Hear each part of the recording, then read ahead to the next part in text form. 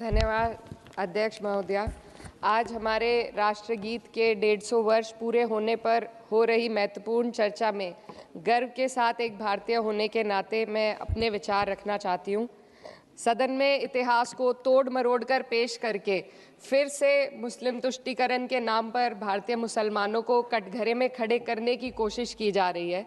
लेकिन मैं सदन में बताना चाहूँगी कि हम भारतीय मुसलमान जिन्ना के आह्वान को ठुकराकर अपने इस प्यारे वतन की मिट्टी के साथ मजबूती से जुड़े रहे। हमने महात्मा गांधी, बाबा साहब डॉक्टर भीमराव अंबेडकर, रविंद्रनाथ टैगोर जी, सुभाष चंद्र बोस जी, मौलाना अबुल कलाम आज़ाद, अशफाक उल्लाह खां साहब के विचारों को अपनाया। हम भारतीय मुसलमान इंडियंस बाय चॉइस हैं, बाय चांस नहीं। वंदे मातरम के किन छंदों को राष्ट्रगीत के तौर पर अपनाया जाए, यह फैसला सर रविंद्रनाथ टैगोर और सुभाष चंद्र बोस जी जैसे नेताओं के परामर्श के बाद हुआ। क्या अब हम उन महान नायकों की समझ पर प्रश्न चिन्ह उठाएंगे? उन्हें देश को बांटने वाला और तुष्टीकरण करने वाला कहने का पाप करेंगे? उन महान हस्तियों ने वंदे मातरम के उन छंदों को अपनाया जिन्होंने देश के हर वर्ग, हर धर्म के मानने वालों को एक सूत्र में पिरोने का काम किया। और मैं एक घटना आप लोगों के सामने रखना चाहती हूँ। वर्ष 1998 में उत्तर प्रदेश सरकार के मंत्री रविंदर शुक्ला जी ने स्कूलों में राष्ट्रगीत को गाना अनिवार्य कर दिया था। लेकिन तब के तत्कालीन प्रधानमंत्री अटल बिहारी वाजपेयी जी ने, जो उस समय लखनऊ के दौरे पर थे, उत्तर प्रदेश सरकार के इस फैसले पर नाराजगी जताई और यूपी सरकार ने राष्ट्रगीत को अनिवार्य करने वाले मंत्री को बर्खास्त कर दिया था। अब मैं सत्ता पक्ष से सवाल करना चाहूंगी।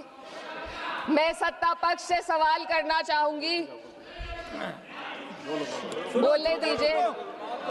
मैं सत्ता पक्ष से सवाल करना चाहूंगी कि जो विजन आजादी के समय के लोगों का था, राष्ट्रगीत को स्वेच्छा पर छोड़ने का, उसी का अनुसरण माननीय अटल बिहारी वाजपेयी जी ने किया, तो क्या वह भी मुस्लिम तुष्टीकरण कर रहे थे? जी नहीं, अटल बिहारी वाजपेयी जी राजधर्म निभा रहे थे। देश में सब धर्मों को एक साथ लाना, सबके जज्बात का एहसास करना ही सबसे बड़ा राष्ट्रवाद है। माननीय अध्यक्ष महोदया, आज हमें वंदे मातरम के असली भाव को समझना जरूरी है। यह गीत तो देश के जल, जंगल, जमीन, हरियाली और निर्मल हवा की वंदना को समर्पित है। यह भारत की जन जन की मंगल कामना करता है कि भारत का हर नागरिक स्वस्थ रहे, सुरक्षित रहे और सम्मान के साथ जी सके। सुजलाम सुफलाम का अर्थ है, सुनिए, ऐसा देश जहां स्वच्छ और पर्याप्त जल हो, जहां नदियां जिंदा हो, बहती हो, जीवन देती हो। अध्यक्ष महोदय, लेकिन अब जरा यमुना का हाल देखिए।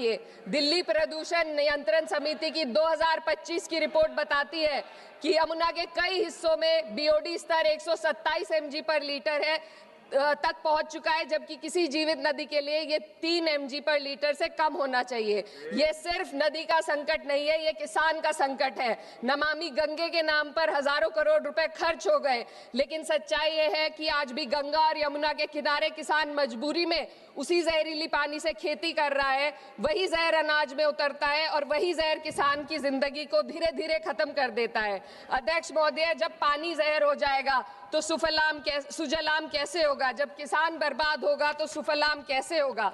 मलयज शीतलम, मलय का अर्थ है मलय पर्वत से बहने वाली ठंडी, सुगंधित, चंदन जैसी हवा जो जीवन देती है, बीमारी नहीं। आज मैं इस सदन से पूछना चाहती हूँ, क्या आज के भारत की हवा मलयज शीतलम है? नहीं अध्यक्ष जी, बस संसद से बाहर कदम रखिए, एक गहरी सांस लीजिए। ये चंदन की महक नहीं, ये जहर है जो आपके हमारे फेफड़ों में उतर रहा है। दुनिया के 20 सबसे प्रदूषित शहरों में से 13 भारत में है। दिल्ली की हवा में सांस लेना मानो रोज 20 सिगरेट पीने जैसा हो। भारत हर साल सर्दियों में जहरीली हवा के प्रकोप में घिर जाता है। AQI गंभीर स्तर पर आ जाता है।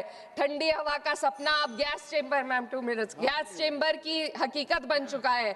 हम वो देश हैं जहां सरकार प्रकृति पर बने गीत का मान मर्दन तो करती है, पर उसी प्रकृति, जंगल, हवा, पेड़ को बचाने वाले कानूनों को धीरे धीरे खुद ही खत्म कर रही है। ये है आज के हमारे मलयज शीतलम की अफसोसजनक सच्चाई।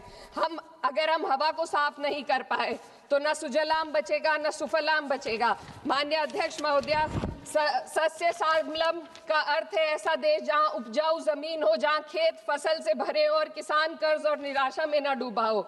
आज किसान सिर्फ मौसम से नहीं लड़ रहा, वह प्रदूषण, नीतियों की बेरुखी और सिस्टम की नाइंसाफी से लड़ रहा है। एक तरफ कॉरपोरेट के लोन माफ होते हैं, दूसरी तरफ किसान को उसकी वाजिब एमएसपी भी नहीं मिल पाती है। आप ग्लोबल सुपर पावर बनने की बात करते हैं, लेकिन हमारी पर कैपिटा इनकम दुनिया में 136वें नंबर पर है। हम अपने छोटे पड़ोसी देश से भी पीछे हैं। हमारे लोग $2,500 तक भी नहीं कमा पा रहे एक साल में, और जिन अरबपतियों की ये रक्षा करते हैं वो इतना पैसा एक सेकंड में कमा लेते हैं।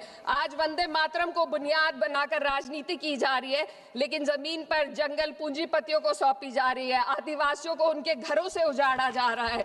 मातरम में जो मातरा माता है वे सिर्फ मातृभूमि की वंदना नहीं, वे इस धरती की हर नारी, वे इस देश की हर बेटी, हर महिला के सम्मान की बात भी करता है। लेकिन आंकड़े अगर आप देखेंगे, एनसीआरबी की हाल की रिपोर्ट के अनुसार, मैम जसवंत के अनुसार देश में हर वर्ष लगभग 30,000 से अधिक बलात्कार हो रहे हैं। यानी एक दिन में 80 से अधिक महिलाएं यौन हिंसा का शिकार होती हैं, और ये सिर्फ दर्ज मामले हैं। जब जम्मू कश्मीर की एक बच्ची हिंसक अत्याचार का शिकार होती है, जब सत्ता से जुड़े लोगों पर आरोप लगते हैं और कार्रवाई वर्षों लटक जाती है, जब उन्नाव की पीड़िता लखनऊ के दरबार में इंसाफ को लेकर अपनी जान देने पर आमादा होती है, जब बिल्किस बानो के अपराधियों का सरकार के लोग द्वारा स्वागत किया जाता है, तो ये घटनाएं वंदे मातरम की आत्मा पर चोट पहुंचाती है। मैं अध्यक्ष महोदया बस यही कहना चाहती हूँ अपनी बात को अंत में रखते हुए कि वंदे मातरम सिर्फ अतीत की ललकार नहीं, ये वर्तमान की जिम्मेदारी है। ये आत्म मंथन की घड़ी है। यही समय है कि हम वंदे मातरम को सिर्फ नारा नहीं, नीति और जिम्मेदारी बनाएं। और अपने जज्बात को मैं आलमा इकबाल साहब के तराना हिंद के साथ इस सदन में रखना चाहती हूँ कि सारे जहां से अच्छा हिंदुस्तान हमारा, हम बुलबुले हैं इसके, ये गुलसिता हमारा, मजहब नहीं सिखाता आपस में बैर रखना, हिंदी है हम, वतन है हिंदुस्तान हमारा। श्रीमती लवली आनंद।